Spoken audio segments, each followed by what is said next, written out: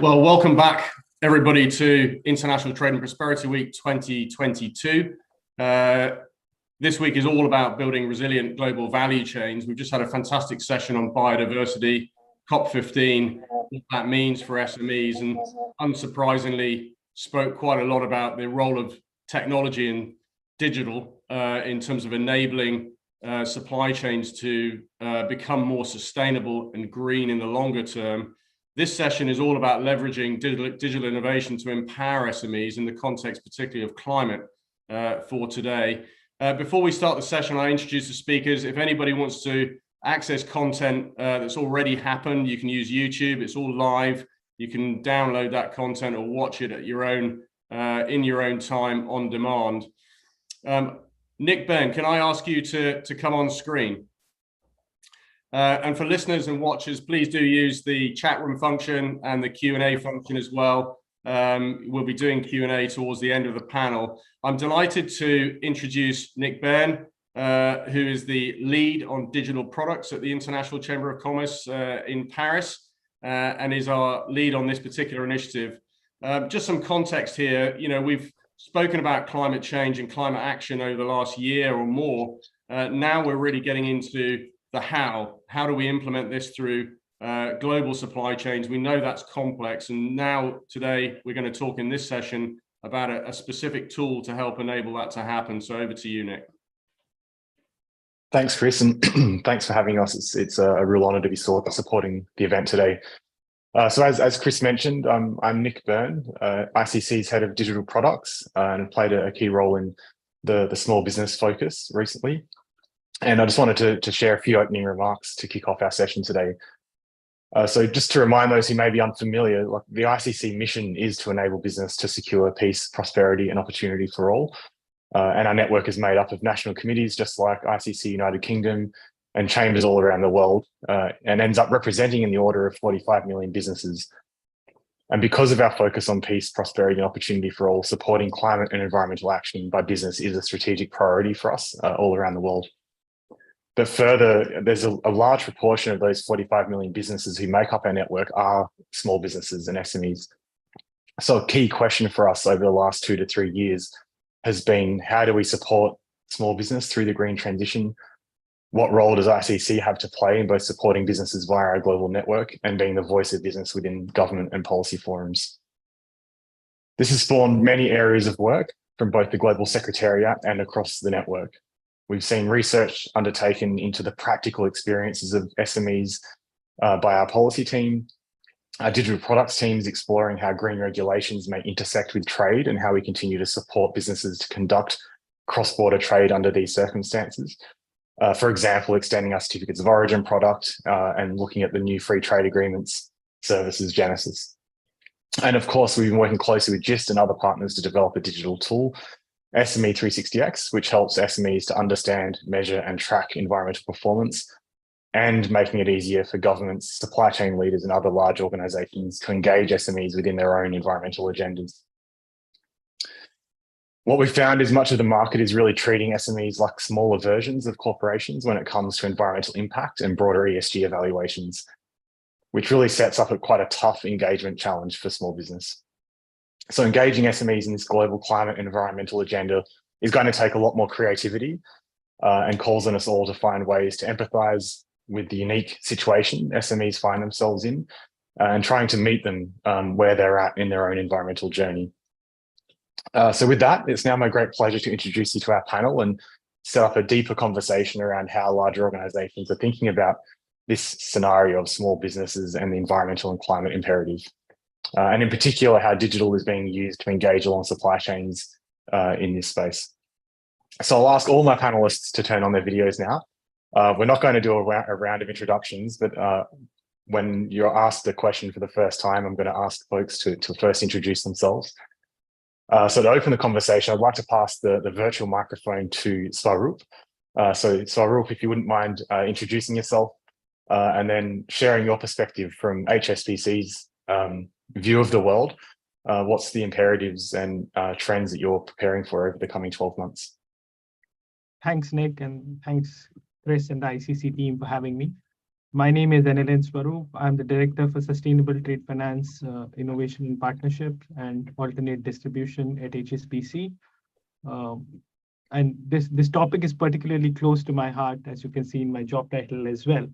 And we are seeing some massive shift now. And HSBC, by virtue of being the largest trade finance bank in the world, sits at the heart of global value chains.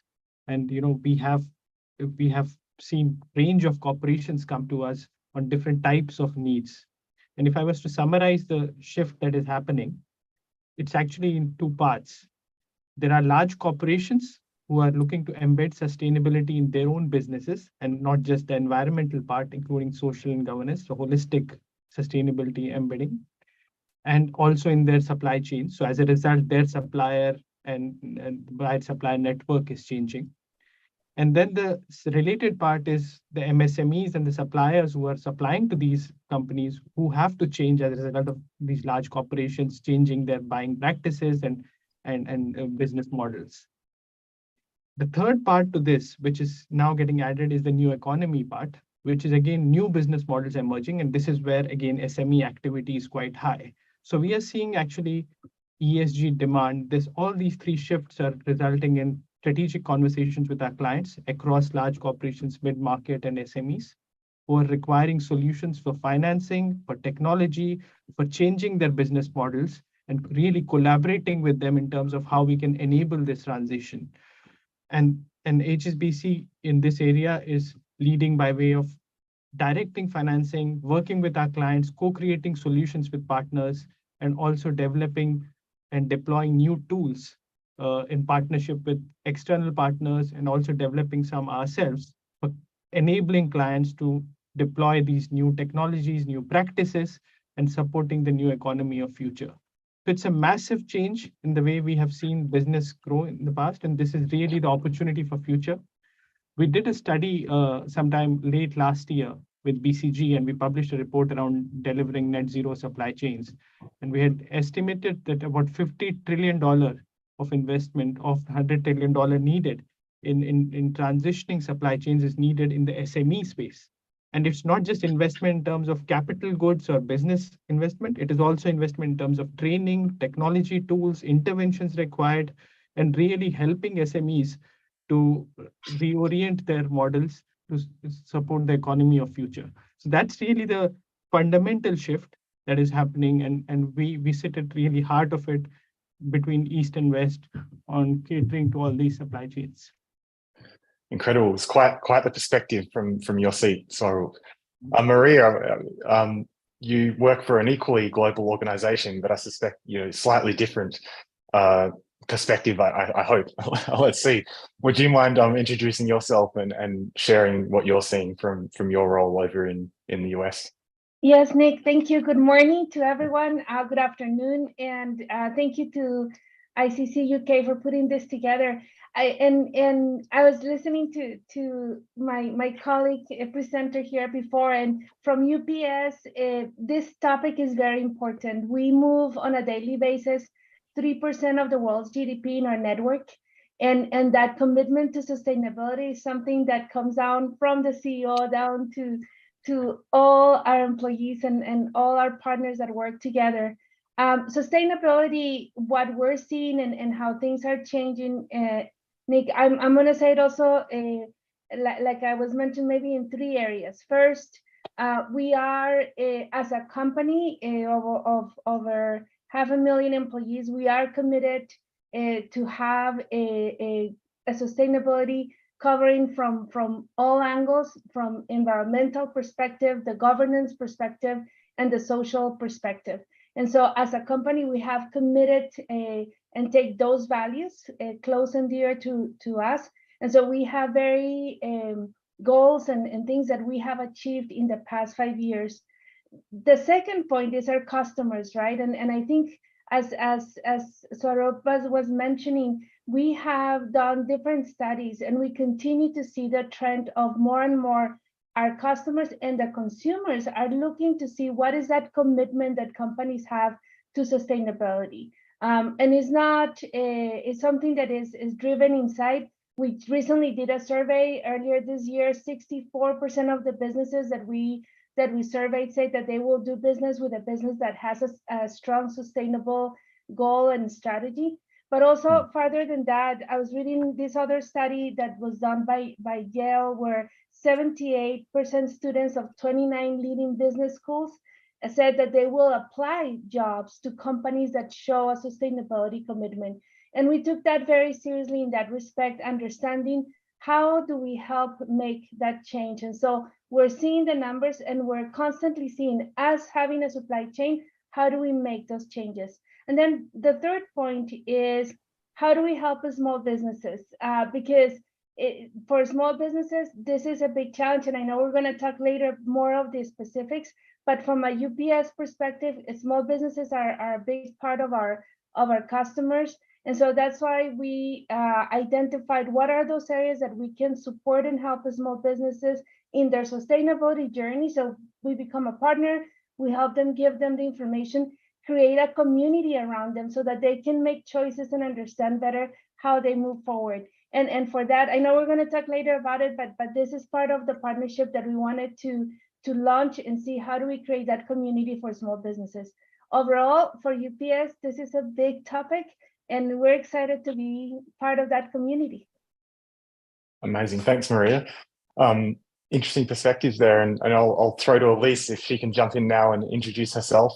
Elise works for GIST, as you'll soon learn, and I suspect has touch points across many different organizations as well through her role. So very interested to hear maybe what are some of the common threads that you're seeing across organizations at the moment from your vantage point. Excellent. Thanks, Nick. And it's a pleasure to join you all today. As Nick mentioned, my name is Elise Myrons, and I lead partnerships at GIST. We're a leading data and analytics provider, and we harness the power of impact economics, which you'll hear me say many times today, to measure and understand the value contribution or impact that a business is making on the world. And to jump in, Nick, to your question around what are the trends that we're seeing, over and above what we're seeing across the board is growing pressure and requirement for businesses of all sizes, from large corporates all the way to micro, small, and medium enterprises, to measure the impact and their sustainability in a way that is quantifiable and data-driven. That is increasingly becoming the demand, whether it's a reporting requirement or a regulatory requirement. And this is incredibly exciting for us at GIST, because this is exactly what we do by providing tools, both software and data-driven solutions that allow businesses to do exactly that. And as Maria mentioned, we'll get on in more detail to how we're using SME 360X to do exactly that in our partnership with ICC and UPS. But it's worth just mentioning for context that our framework for measuring impact uses the 4 capitals approach. And I'm mentioning this because it's really important when we're thinking about this trend for reporting and regulation, that we're thinking about how to align methodologies. And the 4 capitals approach is the accepted approach. And we're partnered with the leading organizations like Value Balancing Alliance and Capitals Coalition to ensure exactly that there is alignment. So I'll pause there, but really pleased to get into the conversation more on how we're doing this live with our partners on the call today. Thanks, Elise. Actually, if I can pick up on the comment you just made there around standards, are you seeing the lack of, is the misalignment in standards at the moment globally creating any barriers for the data work that you do?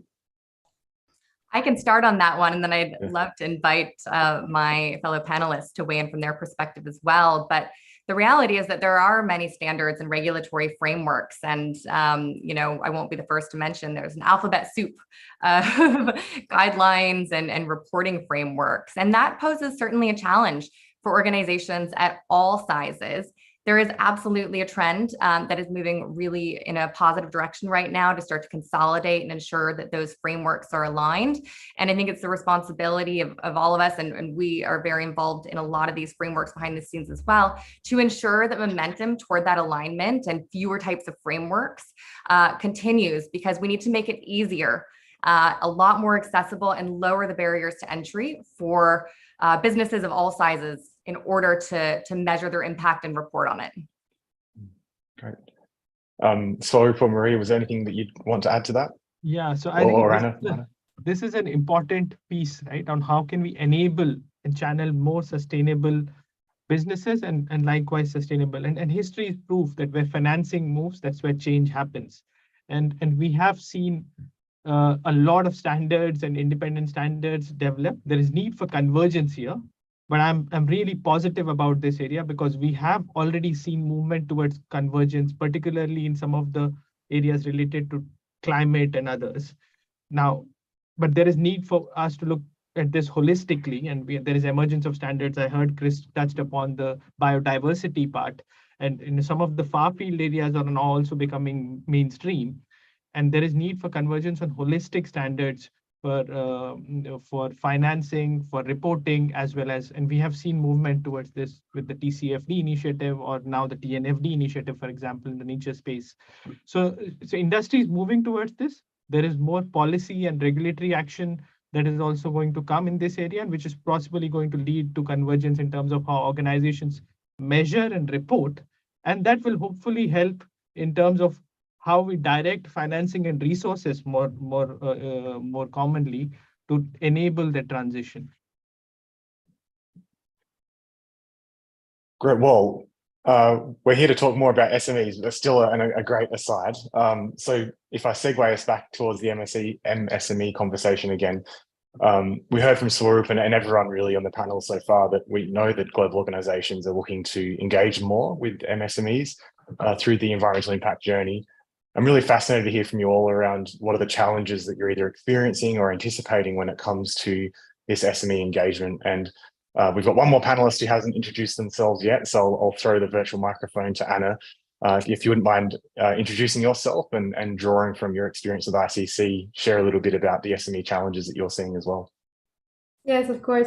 Thank you, Nick and ICC UK. Good morning, everyone that is connected today. My name is Ana Bernal, and I'm an economist. I mastered in sustainable development, and I have been supporting ICC for a year with their business development opportunities.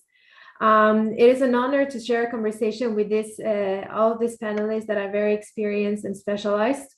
And I really like the way you frame it, Nick, that as we can see and everyone's efforts onto including SMEs into the green transitions, because it is important for them to be involved since they account for the majority of business worldwide, and they're also important contributors to job creation and the global economic development. So if SMEs are included, we can greatly limit our impacts on the environment. Now, going to your question regarding the challenges that SMEs face nowadays, as the voice of business around the world, ICC has been able to conduct research across geographies and sectors, and with the support of different partners like Google, ACCA, and even Sage, all this research has allowed us to identify the 3 key barriers that SMEs face when incorporating sustainability into their everyday practices. The first one is lack of capital and financial resources. For SMEs, subsistence is their priority. And of course, sustainability is an important matter, and there's a growing interest from SMEs to be part of this green transition because they might be pressured by their supply chain, customers, or even governments. However, sustainability is still not their first concern.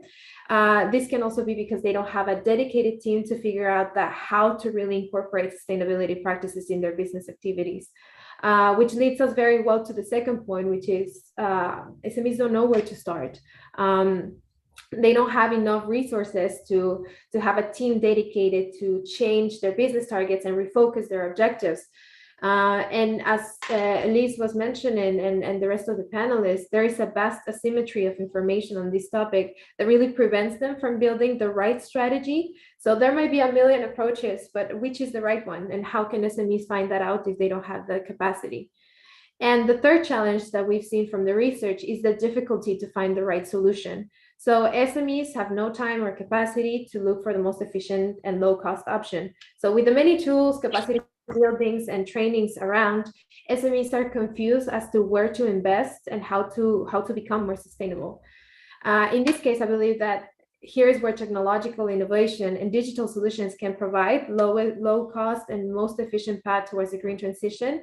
But it's important that there's a clear guidance from big organizations like the ones in this panel to optimize the SMEs' green efforts. Terrific. Thanks, Anna. Swaroop, when we were preparing for this conversation, you brought up a few reflections on the SME engagement challenge as well. What can you share from HSBC's perspective? Yeah, so Anna's points are, are actually very topical, right? The access to finance really tops the list, which is what I was mentioning in my previous comments, that this really drives how the change will happen. But what we are observing on SMEs is absolutely the fact that SMEs need help in terms of how to frame the sustainability strategy, or even how to work out what should be their sustainability strategy. So it's not just financing, it's really helping them with how they should be planning their journey.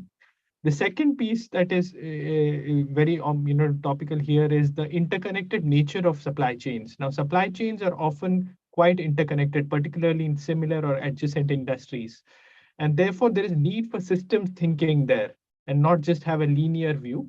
And therefore, the interdisciplinary nature of these partnerships is very important. So, for example, what we are seeing is collaborations with multilaterals, local governments has really helped us drive solutions in many cases where access to finance has been a problem in deeper tiers. Likewise, in some cases, you have to work with the local regulations. For example, the German Food and Agriculture Ministry had come out with a regulation on remote sensing and collecting data around on food processing and sourcing of agricultural food from different suppliers.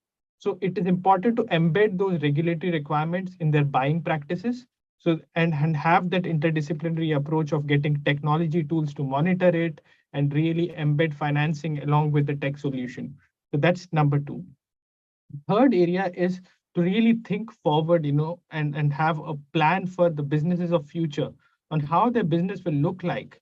And many SME businesses, like many other businesses, will get disrupted because the economies of future will have different types of businesses, be it circular economy or new technologies in terms of carbon capture or sequestration getting embedded, will change the way SMEs will behave. For example, the EU carbon border adjustment mechanism could have impact on suppliers supplying into the Eurozone on how and global, and this will have an extraterritorial impact, not just in the European Union. So SMEs really need to prepare for it. And therefore, organizations like us, and there is no single organization which can do it on its own. This is probably the biggest area where we have the opportunity to collaborate and deliver value. So between banks, multilaterals, fintechs, technology providers, policymakers, all of us need to come together and really think together to solve for the challenges of future. I think those are the three big trends we are seeing. We have seen a lot of front runners on these, led by consumer-facing large corporations.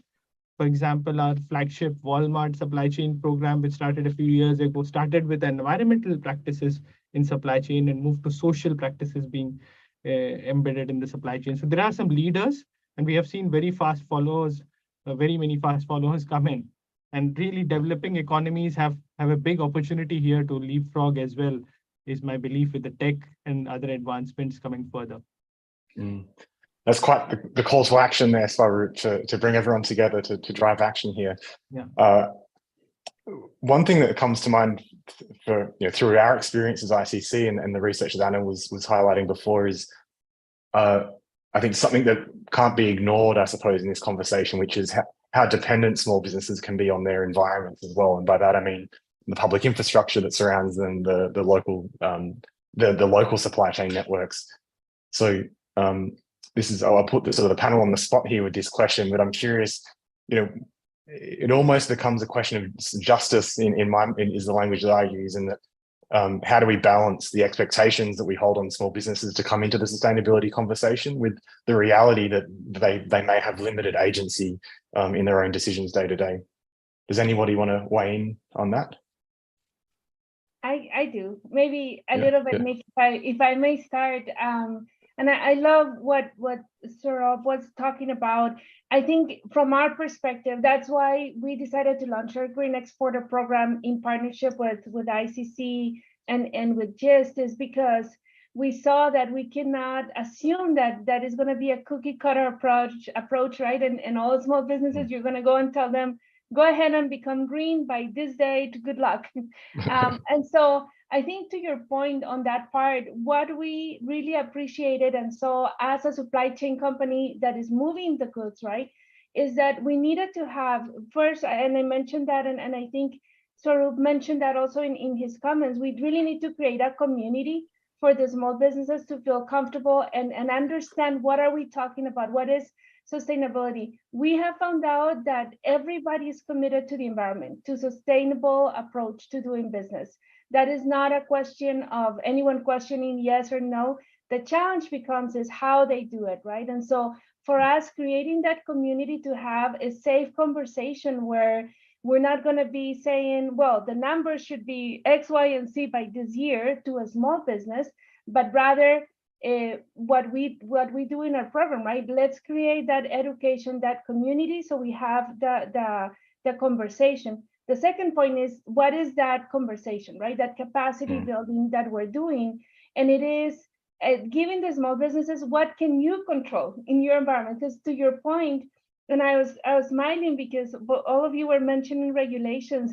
Regulations are changing; they're not consistent, lack of standard. And believe me, as a company that believes in a standardization, is a challenge, right? Because each country has something different. Who recognizes what? So that capacity for the small businesses to understand how does the journey look like and what can they control, that for us becomes very important, right? And we give them, what are those steps that you can take today? Even if you cannot take it, that when you make the next decision, you know that takes you closer to that sustainability journey. And the third part, which is important for us as a company that we believe strong, is how do we advocate with governments and organizations to have a standardization and keep in mind small businesses, because micro and small, medium-sized businesses will take either longer or it'll be more expensive for them. The two main challenges that we see for small businesses, Nick, to fully go into the sustainability journey is their cost, investment capital expenditures are very expensive for them. And also the rolling costs that they have to deal with, higher electricity, things like that, because their margins are very small. And so we have to be mindful of this part. And so the advocacy and the policy, the regulatory perspective to have a common sense approach to sustainability, that makes a big difference. And I went long in my answer, and I don't know if I changed the dynamic on the question, Nick, but we feel, as you can tell, we feel very passionate about it. How do we help them in feel a part of that community? Amazing. We've actually got some interesting questions coming in as well. And so, we've spent the first part of the conversation sort of unpacking the imperative and the challenges that that are relevant to this conversation. So as a segue, there's a really interesting question that's just come up that I think might bridge the conversation from where we are into talking about the opportunities and looking ahead. And so I'll read the question out verbatim. As an SME manufacturer, passionate about sustainability, our customers are blue chip companies globally. We've employed an engineer with sustainability qualifications and produced our first net zero assessment. We have a good handle on stage 1 and 2 impacts in terms of measurement, but where we are struggling is to get our customers to engage with us to assess stage 3 impacts, even those with ESG agendas and board level ESG positions. Excuse me, sorry, I think I misread that last statement. Where we are struggling is to get our customers to engage with us to assess stage 3 impacts. Yeah, even those with ESG agendas and board level ESG positions. It makes us wonder if these large businesses are really committed to net zero or just paying lip service.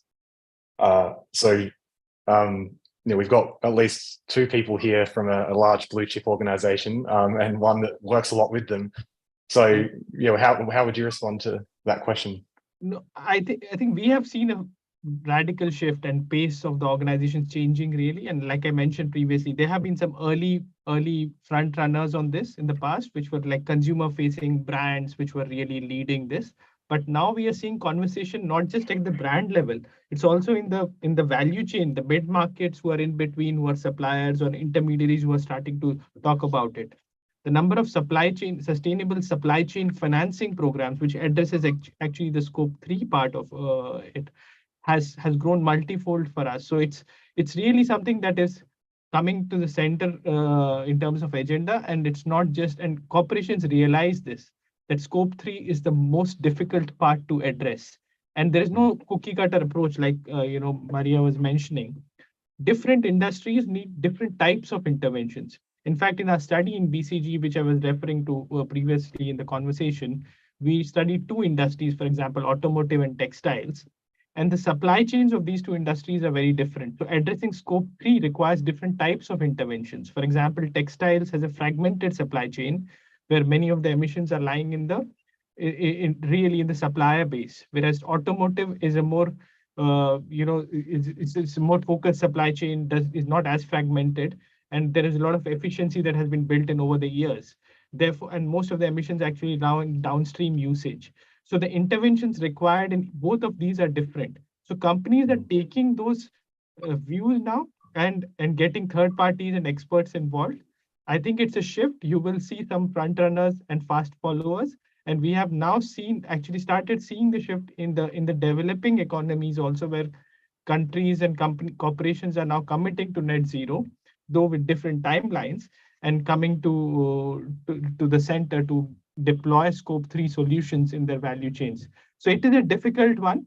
Not everybody is at the same stage of the journey, but we have seen large consumer-facing brands started and large corporations follow. As financing institutions also, we have seen that shift. We have committed to net zero, for example, in our own operations. We have also committed to net zero in our financed emissions, and we're also supporting new economy development. So we are seeing such commitments from all large corporations across.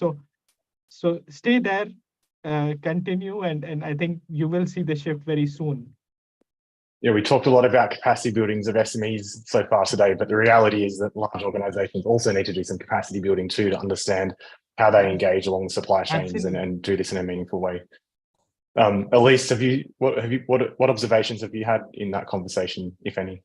Yeah, it's an interesting one because at the end of the day, you can't manage and change what you don't measure. And measurement is really challenging. I think everyone who's spoken today has referenced some aspect of the challenges with capturing the data necessary in order to not only drive change and make measurable change over time, but even have a point at which to start and say, this is where we're beginning. And for SMEs in particular, as Maria mentioned, it is a challenge and we have to start where they are. And so that's something we've been talking to large corporates and SMEs for many years and helping them and getting in the weeds with them to support them in whatever stage of the journey they're in. And what we've discovered and what's been mentioned here today is that SMEs are very early in their journey. And it's absolutely crucial that we start where they are and understand really, really intimately the challenges they're having with measuring. So specifically, what we've done at GIST to try to tackle this obstacle that SMEs are facing is actually lower the number of data points that they even need to start measuring and capturing and translating on environmental indicators at the beginning of their journey, to make it really, really simple to start to at least put a point on a map of where they're beginning today. And then we see this as a process. This is not a one-off moment where they measure and go away and that's it. It's the beginning of a long journey. And if we can point and put a place on a map of where they are today and then support them over time with the education, capacity building that others have mentioned, then they'll be able to start gathering more data and over time fine-tuning and improving what they need to do in order to lessen their impact and then demonstrate the positive impact they're having, the lessening impact they're having on nature, which then they can provide to stakeholders in their value chain should they like to, which supports, scope 3 emissions reporting for others. So it's all deeply, deeply interconnected, but it very much starts supporting them. Amazing. So that question did prove as a great segue. So I'm going to turn our attention to the future a little bit now and ask the question, what are the opportunities for engaging with a small business? What happens if we get this right? And Maria sort of touched on this already in introducing the Green Exporters program and the ambitions of UPS there, but I'd love for you to pick that conversation back up and share with us your hopes for the future of SMEs and climate and environmental impact. Thank you, Nick. So there's different things as I was listening also to the other question that is important to take into consideration in the future. And I think Swaroop and Elise hinted to this. We're seeing where regulations are changing and where there's going to be more pressure for large corporations to make certain that they have that commitment to sustainability. That is going to trickle down to their suppliers, to their tier 2, tier 3. It's coming close near you soon, like a movie theater. I don't know if it's something like that.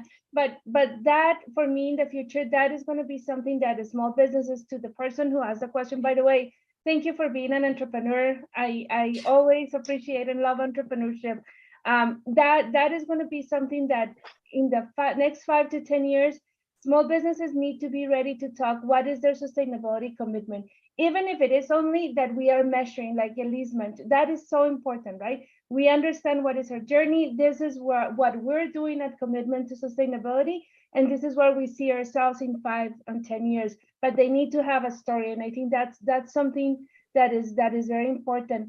The second thing, Nick, is program like ours that are a green exporter program, which, by the way, we're excited to be launching in the UK, right? Also, it's a program that we hope to see more and more of a community to come and help educate the small businesses on how they can have that journey. And in the next 5 and 10 years, more tools are going to come out that the small businesses can really take advantage of without having to spend themselves out of business, if that makes sense, right? They have to have that part. And then the third one, I really see more potentially more corporations that will need to require from their suppliers to have that sustainability commitment.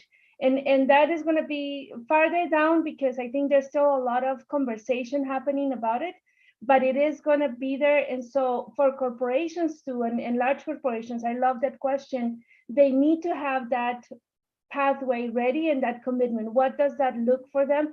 And how are they going to be able to provide a good path for their suppliers to be part of their business model? So I think that's where I see in the next 5 to 10 years. From a logistics perspective, I know from us as a company, we are very much committed to our journey as it refers to packaging, as it refers to how do you save time and create less carbon when you move in a more efficient way your package. All of those things we're already implementing, and it's growing more. Or how our facilities are they use sustainable fuel or sustainable approach to electricity, or to how to say, I'm sorry, I'm forgetting, my brain went to Spanish, apologies.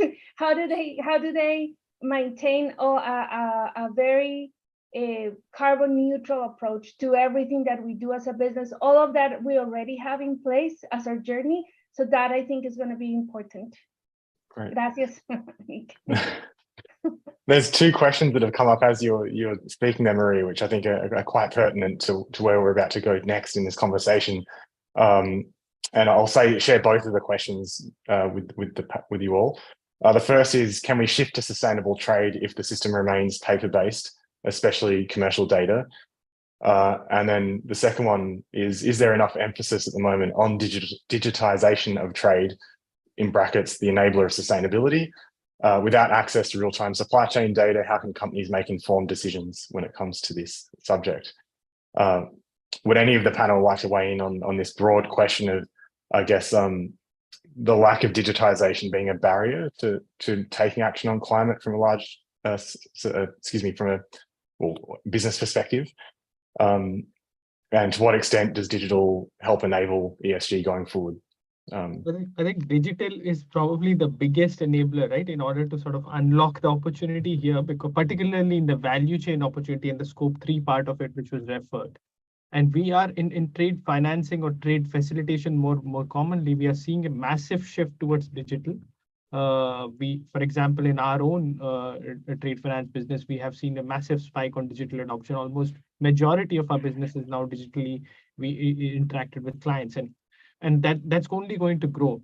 I think what is needed here is also digital adoption in sustainability practices and measurement, and the point that Elise was making on how do we capture data and how do we then make that data available. So their adoption of new technologies and embedding those technologies in your business practices is important. For example, having assets which are digital assets, and then you can have risks distributed differently, either ESG risk or financing risk, which could be then fractionalized and owned by different, let's say, tech company can own the technology risk, and financiers could come in and finance, because these are complex opportunities and often present different types of risks.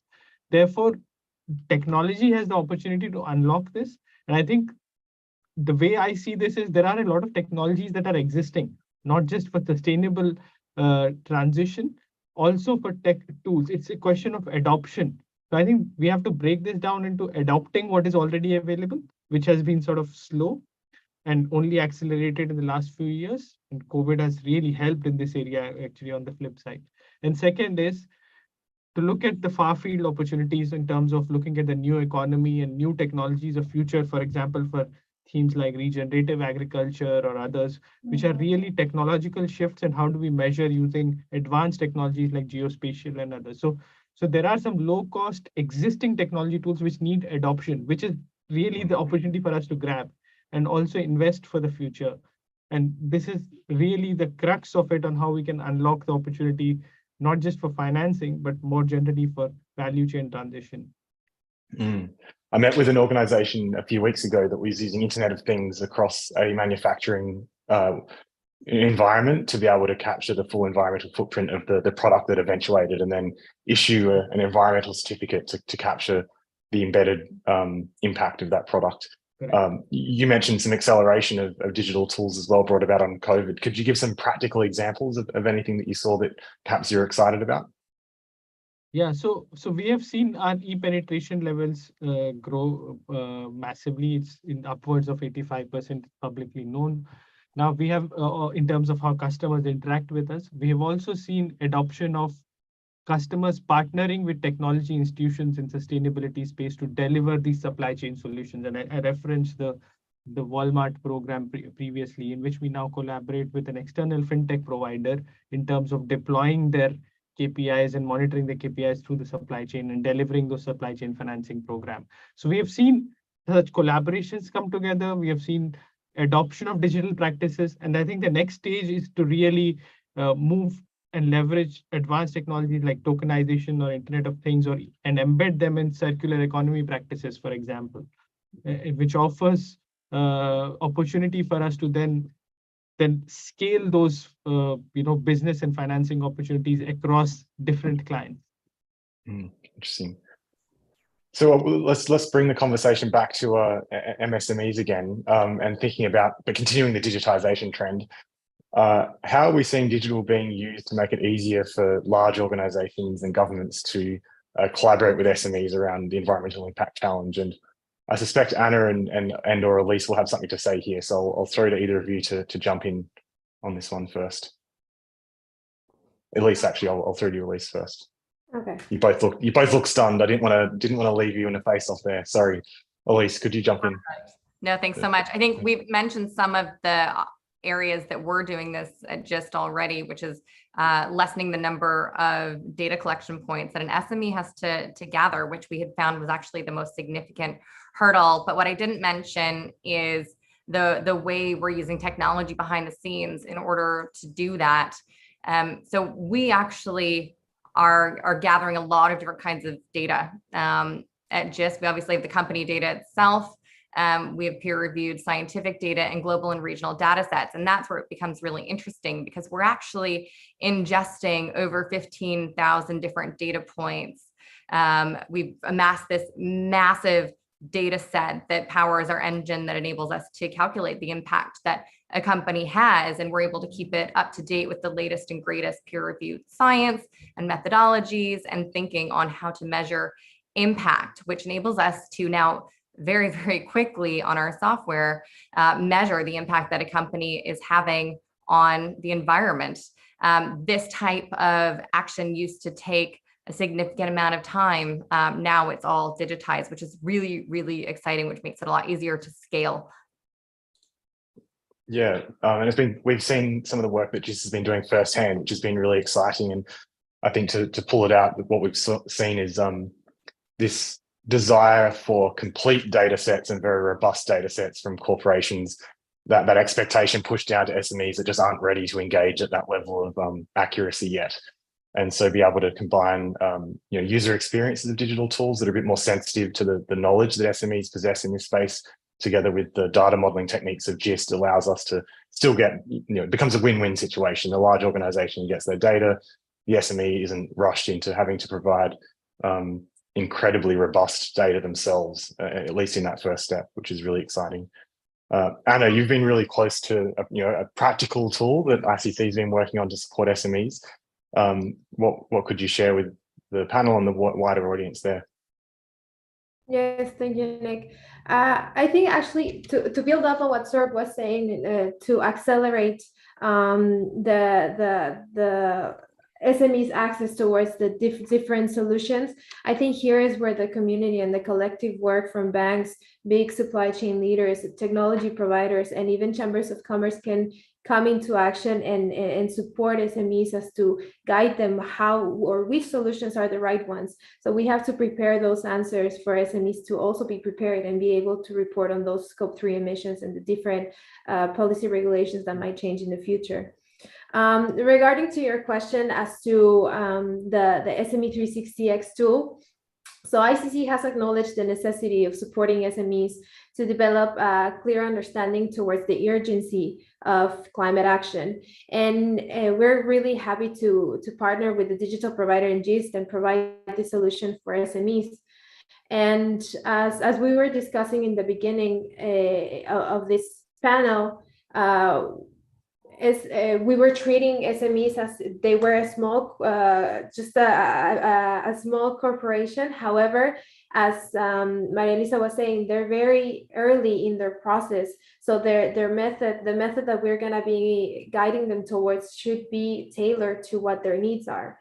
So based on different research that we made, we will, as I mentioned, able to find out what were the main challenges. And then from all of that market research and insightful feedback, we were able to meet the SMS necessities and co-develop a tool that would allow young companies to measure and benchmark their environmental impacts. So this solution would provide not only environmental awareness, but also a guide as to how to be more sustainable and successfully commit to reducing their company's environmental impacts. So I think this is the benefit of working with technology as well, since it really allows SMEs to be part of the green transition, and this can be done in a low cost and in a scalable way. Interesting. Thanks. I'm pretending like that's the first time I've heard about SME 360X, but clearly it's not. But really exciting to see some practical tools start to be made available for SMEs, and this has been a great conversation. This is the time of the day that we throw to some questions from the audience. So if you've been holding on to a question, please stop holding on to it and pop it into the chat window. And I'll quickly scroll back through some of the questions here that we had. So first of all, building on building on the conversation of practical examples of tools, there was a specific question to Swaroop around could you provide any practical examples of the types of tech solutions SMEs can use or solution providers being used? So of course you're going to bring up SME 360X and you're going to say how great GIST is. So we'll skip over that, and then what are you seeing from HSBC? Yeah, so I can name a few, but naming one over the other would be possibly not appropriate on this forum, but I can speak bilaterally if there is a need. But I would like to highlight that there are multiple tools which are available, for example, in the carbon calculation space. And it's not one, there are multiple tools available. So you can access based on the market, and also it's by industry. So some of them specialize in commodities, the others specialize in textile and garment. There are some which specialize in disclosure requirements. So there are multiple tools. We have ourselves deployed, for example, some tools with our clients and work with third parties. Similarly, there are lots of tech tools for supplier assessments where you can automate supplier assessments. And one of the challenges which was asked in the question that my buyers are asking me different or they are not motivated, and multiple buyers asking suppliers different types of things. Same supplier can be posed with different questions. So there are tools available to automate your supplier questionnaire and how do you self-report. And then what the data that you report can be used across multiple buyers instead of you filling in multiple times. So there are tools such as those. And one of them, for example, we have invested in, and it's publicly available in news, is Supply Shift, which sort of automates supplier assessments. HSBC is invested in the platform. I can name that because that's in public domain. But happy to sort of have a conversation with whoever wants to have a bilateral conversation, because it won't be appropriate for me to single out one platform or the other. Great, very diplomatic.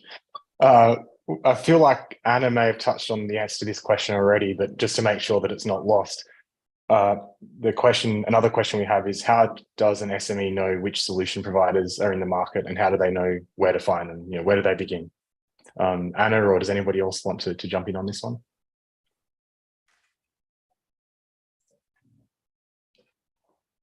Oh, Go ahead, Anna. No, go ahead. yes. Yes, exactly, Nick. I was able to mention before that it is, I think most of the solutions, it's gonna be complicated to have a one solution, given that the diversity of sectors and geographies and mature levels each organization is at. However, I think supply chain leaders and can really play a key part, and I'm sure here Maria Elisa will be able to build more on that, but they're able to support a good solution or a mix of solutions that can help SMEs become more sustainable and have more green practices. Yeah, I don't know, Maria Elisa, if you want to build on that. No, I was thinking, and Nick, I was reading the questions. These are great questions. One, make certain that you understand what is the commitment of the company to sustainability. And I think Sarup and Elise said something very important. It's a journey that large corporations are also on. So they're in different steps. I think from our logistics perspective, for example, from our company, we have a supply chain solutions team where you can contact them and they can tell you what is the route that will have the less impact on carbon generation. You also have to ask, for example, the packaging that makes sense, because there might be packaging that sounds great and green and very sustainable, but will not make it out of the truck or the ocean ship in one piece, right? You have to have something that will protect your product while at the same time being recyclable. So those things are things that you can ask the companies, go to the webpage, do some research, but then ask the question on that part. I saw another question there, Nick, about how do we do international trade when there's still paper. I love that question. Thank you for whoever asked it. You go to my heart of trade and customs. I do want to give a shout out to ICC on this, because this is where we're in partnership as companies working with governments and telling them, you can do this in an automated way, right? And reduce paper. That's why trade agreements are important. I know getting out of the subject here, but that has a big impact on the environment, is that paper usage. And I can tell you, I'm responsible for our work on our government affairs efforts in Latin America, for example. And we have some countries that have gone back to paper after the pandemic, where they were able to do things electronically. That has an impact for small businesses, and that generates more challenges. So those are policies that I'm maybe not answering the question, but letting the companies know that we are working on making certain that the digital and automation is available. And last but not least, technology is changing very fast. And so how you communicate with your customers, also there are tools that help you do more in that communication.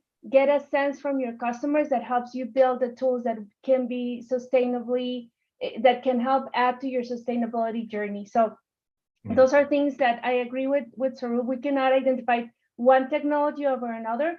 There are more, but do your homework, know what questions to ask, know your product, and know who your customer is. I mean, without stating the obvious as well, Maria, I mean, I think the question also highlights one of the key challenges at the moment is that there's in some ways too much information directed towards SMEs about how to do this, and in some ways not enough. It's I don't really know how to describe it, but in any case, that there's not a singular place that's easy to say, go here and you'll find all of your answers. To supplement, I would say that speak to your strategic partners, right? Like, for example, if you speak to your banker, if HSBC is your banker, we are working with clients on this particular area, and clients do ask us as their trusted partner that whom do you see across. So speak to the ones whom have a relationship, and perhaps that's the starting point to really develop it. And Maria's point is relevant, that you need to identify the problem that you're solving for. Is it measurement of KPIs? Is it deployment of assessments, or is it carbon calculation, or is it social impact calculation? So depending on the type of area, there are different types of players, and work with your bankers and other partners to sort of develop that. So I think that would be my session. I'm happy to speak to someone who needs to speak specifically.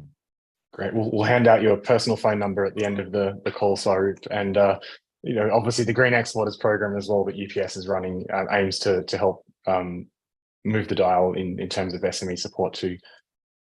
So we're going to start wrapping up. I'm going to go around the panel. Any parting remarks that you have for the audience before we close up? Elise, I'll start with you. Sure. And maybe the way I'll do this, I'll add one build to what my fellow co-panelists have just said about where SMEs can look for this. I'd say building on the point that has been made already, that supply chain leaders, value chain leaders being one, banks and lenders being another, a couple other categories that we're seeing as well where SMEs can look to are membership bodies, both at the international and national level, of which they're a part, ICC, for example, but there are many more, and they should be asking them for guidance on if they have targets. And then fourth, I would say another interesting and emerging area to look for steer is governments who have their national targets set for where they're going to go. SMEs make up a massive portion of every economy in the world. And so, that steer from governments as a fourth bucket is a great place to look. Great. Thanks, Elise. I'm getting the wind up here. So in 30 seconds or less, parting remarks. Anna? Yes, thank you. Well, I think that if all goes well and we're able to really incentivize SMEs to go into the green transition properly and give them the right solutions, we will be able to really leverage digital innovation to support SMEs into the green transition. And we will see a sustainable economy and society that is really mitigating the effects of climate change collectively. And perhaps we will be able to comply with the Paris Agreement objectives and temperature targets, and we have conserved and saved our biodiversity. Thanks, Anna. Maria? You're not alone. There's a community here to support you for SMEs. The journey starts with having a basic measurement. I think we're going to repeat that. And don't be afraid that you can fulfill your commitment to sustainability. Thank you. Great. And last but not least, Swaroop. Yeah, so I think SMEs have a massive advantage in this area because SMEs are the most agile part of our value chains. They are agile, mean they can adapt quickly. I think that's what is needed in this opportunity. You need to adapt to the changing business models and the challenges of future. Act fast to make it measurable and direct resources, both financial and non-financial, and then accelerate the transition for the new economy of future with circular models, with sustainable models which are holistic. I think SMEs are the most well-placed to do that in a very quick way. Great. Well, thanks everyone for joining us. It's been a real pleasure to engage in this conversation today. Thanks, Chris, for having us. I'll pass it back to you. Well, thanks very much, Nick. And what a terrific session that is. It's so relevant, this conversation, to tomorrow, actually, which I'm going to talk about a little bit more. I can't not help myself. I'm going to have to mention the Electronic Trade Documents Bill. For anyone who's in the UK or anyone who's operating on English law, 80% of bills of lading are all on English law worldwide. Legal barriers will be removed in 2023, in the middle of next year. So that information will no longer need to be on paper. So that's a big, big win. The good news is that Germany, US are not far behind, if not next year too. and then followed by the G7, China, and other big economies. So this is really happening. But I think that digitalization point is really, really important. There is some sort of sequential element to this from a commercial trade point of view, at least. So can I just say a massive thank you to the panel? This has been really, really instructive, very practical. Sarup, we're going to be calling you after to get that list of solutions providers, because we need to know that information for SMEs in the network. So that's really, really important. But huge thank you to our sponsors, our partners. There are 30 ICC teams around the world supporting this event. So that's hugely welcome and, you know, really important part of what we're doing here. And of course, to you as speakers. Tomorrow, we're going to be focusing on digitalization and modernization of world trade. That's the next session, kicks off at 9 o'clock British Standard Time. We're going to be talking about all of this in the digital world. So it's very, very relevant. And sustainability comes up an awful lot, you know, digitalization being a key enabler to get us to become a more sustainable economy. That's the key link there. Just keep your eye out for 2 big publications coming out tomorrow. One is on shutting fraudsters out of trade. We've got a dedicated session on that tomorrow, but we're also publishing the second version of the roadmap to digitalize trade. The first one was in 2017, so that needs an update, and that's going to come out tomorrow as well. So keep your eye on the news. Follow us on LinkedIn. We'll be publishing the takeaways from today, but